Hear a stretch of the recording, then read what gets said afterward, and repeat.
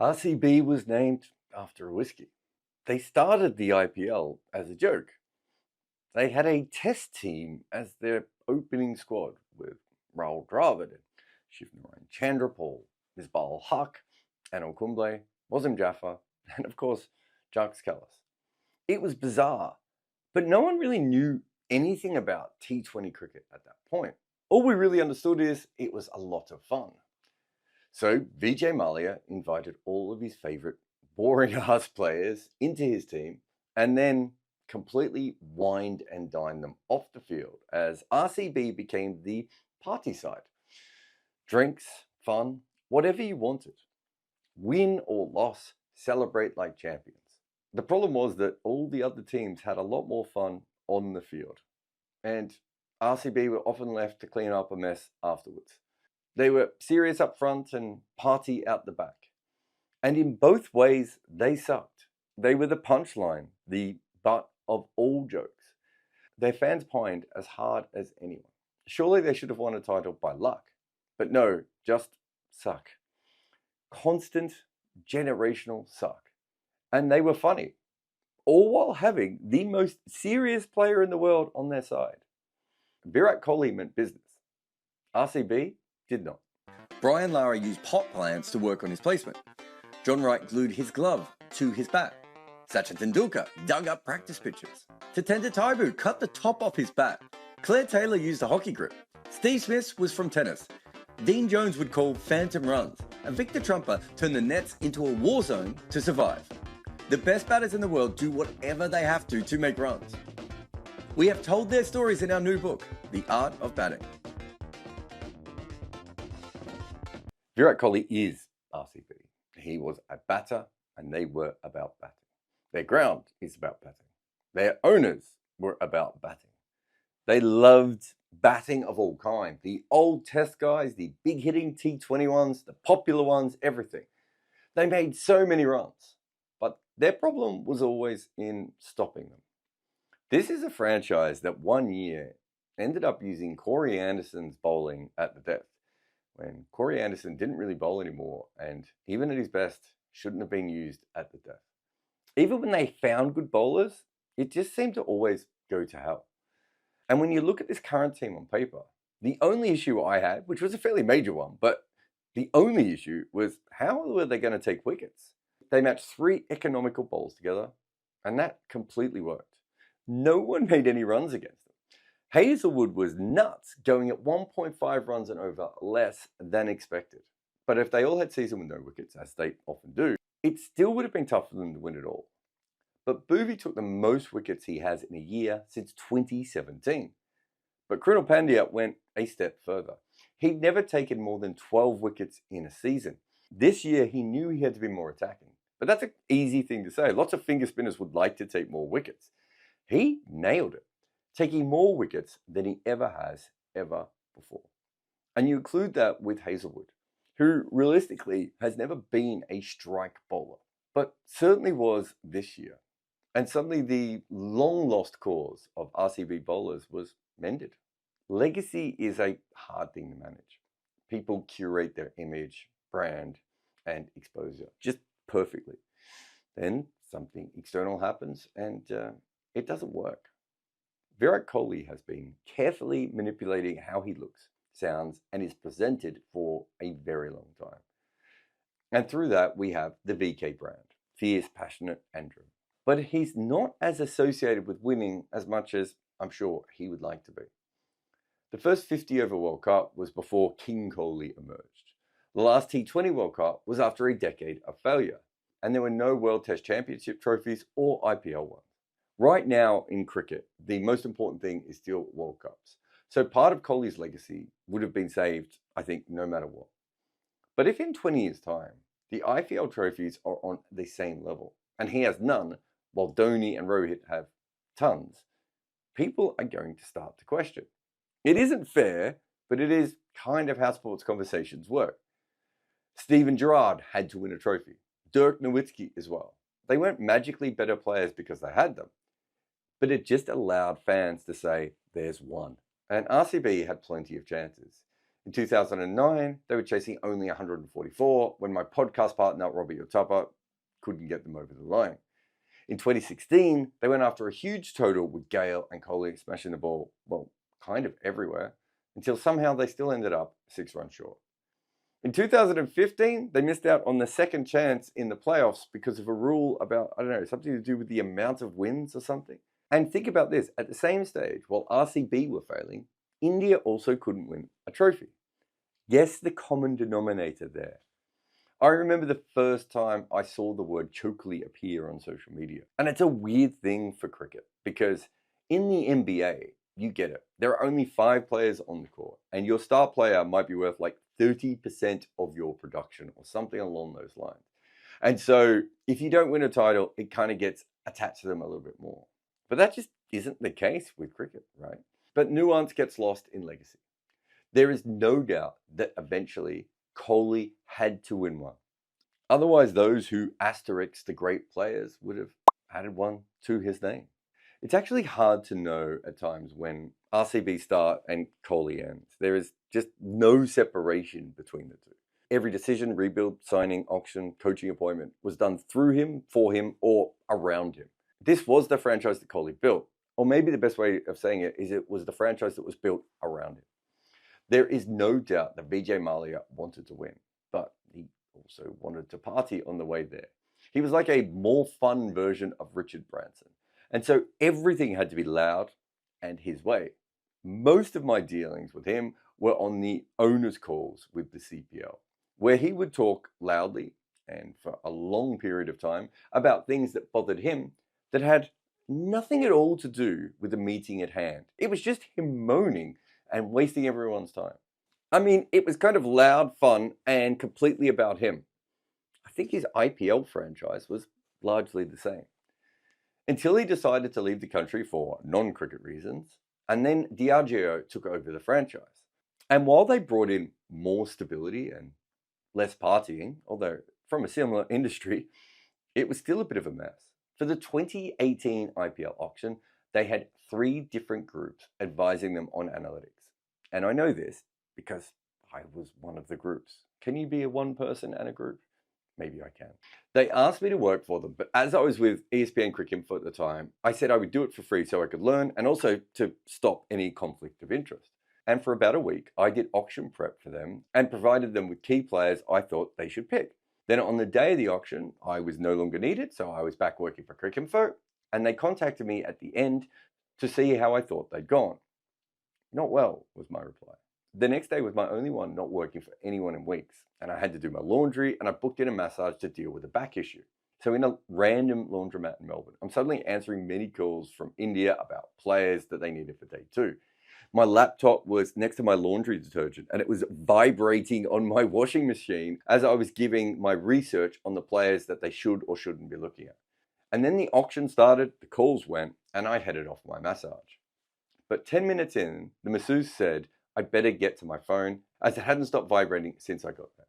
So I picked it up and RCB were blowing up my phone. So after a quick break or 2 for a call, I went back to the massage. But my phone didn't stop. So this time I laid down on the table with my phone underneath and my arms around it as I looked through the hole and replied to all the different texts and WhatsApps I was getting. Think about this. 3 years later, the new IPL franchises came in and were valued at around, $1 billion. So with RCB being one of the major brands of the IPL, who knows what they would be worth if you wanted to buy them. But let's just say they were worth hundreds of millions of dollars towards $1 billion, and they had the most famous player on the planet in their side. And here I am, in my undies, doing amateur work for them, listening to music while a woman massages my lower back as I am sending a WhatsApp about Nathan Coulter-Nile. It's pretty clear that this was not a professionally run organization at this point. Look at their current setup. Mo Bobbat, Andy Flower, Freddie Wild, Dinesh Karthik are smart, driven professionals. It's really clear that they're all working together and it just seems to work. Rajat Patidar had to captain one of cricket's loudest voices in the franchise that he helped build. While Patidar's own batting form was not great, and he handled it like he'd been doing it for years. The weird thing about RCB was that in Kohli, they had one of the most professional players ever in the history of cricket. Yet sadly, their franchise had let him and others down, where this time they matched his professionalism with how the actual franchise was going. And maybe that's what mattered. The fans of RCB always amaze me. As a cricket writer, you get used to dealing with different fan bases all the time, and most kind of blend into each other. But RCB has always stood out. They're so passionate, almost always broken, and yet never actually fully break. If they were all hiding in a collective corner, I think you would completely understand it given their history. But they seem to handle their embarrassment in a different way, much more publicly. The only thing that they had to hang their collective orange hats on was Virat Kohli. And I don't know, maybe that was enough. I mean, they were a haunted franchise moving through dystopian seasons, and maybe it was just easier when your main player is the main player. So they stuck with their team of suck, no matter what. And in 2024, we saw exactly what they were made of. Most of these were fans who followed RCB because of the men's team. The women's competition had barely existed at all, yet none of that really seemed to matter. And fandom is a weird thing, right? We support people for wearing our favorite matching pajama uniforms. And simply by having famous women players in what was still pretty much a pop-up league, these fans went all in. And when their new team won, they took to the streets to celebrate. Now, of course, some of this talks about the miraculous and remarkable rise of women's cricket. That a franchise team with almost no history at all could suddenly be lauded like this. But it also says just an awful lot about RCB fans. Because some of the same people who took to the streets for the women's team are back out for the men's team again. This is a group of people who truly believe in the badge, despite the fact that the badge didn't always seem to believe in itself. RCB should have already won an IPL by now. And I don't mean that there were teams that were strong enough or that they were robbed in certain games or anything like that. I'm not saying that's also not true. But what I really mean is that any team who has played in the IPL since inception, with so few sides in the league, some key suspensions as well, regular mega auctions and everything else, RCB should have just burgled a trophy by now. But the one thing you need for that is luck. And RCB have never had any. If there was a puddle in the desert, they would have stepped in it. This year, every coin came up. Phil Salt could have been kept by KKR, but they didn't seem as important. And so he ends up at RCB, where his pairing with Kohli is nearly perfect. And when he couldn't play, they brought in Bethel, who has no real T20 pedigree or role definition or anything like that. And they're like, can you just take over from Phil Salt? And that worked. Devdutt Padikkal played exactly as they want him to. And they must have thought to themselves, oh, this is done well. And then he got hurt. So they just went to the shelves and they dusted off Mayank Agarwal. And they made him do the same thing. And that worked. Surya Sharma was plucked from KKR's bench and was probably intended to be their strike bowling backup spinner. He didn't actually take many wickets, only ending up with 8. But in key moments, he found dot balls. And when he did take his victims, it usually came in clumps. So that worked. Liam Livingstone couldn't make runs. So Tim David and Romario Shepherd stood up as the overseas power guys. In fact, David was incredible. While Romario played one epic knock and also took a very important wicket in the final. And even though Livingstone had a pretty poor season, with David out in the final, he still whacked a couple in what was obviously the most important game. So even when Livingstone didn't work, that worked. Remember the time when Krunal Pandya went up the order to win a game with a bat. Not to mention that he also tinkered with his bowling to find wickets. He played one of his greatest seasons. It kind of came from nowhere, and that worked. While Virat Kohli went back to anchoring. It took him forever to find the analyst's dream version of himself, and this year he just geared back because that's what the side actually needed. In the final, he got stuck. But in a team full of hitters, they needed a spine to keep it all together. So to win an IPL final, Kohli struck at 122 when the rest of the balls in the match were struck at 161. And yet, that worked. RCB had a magical season where everything worked. Josh Hazlewood is a test bowler.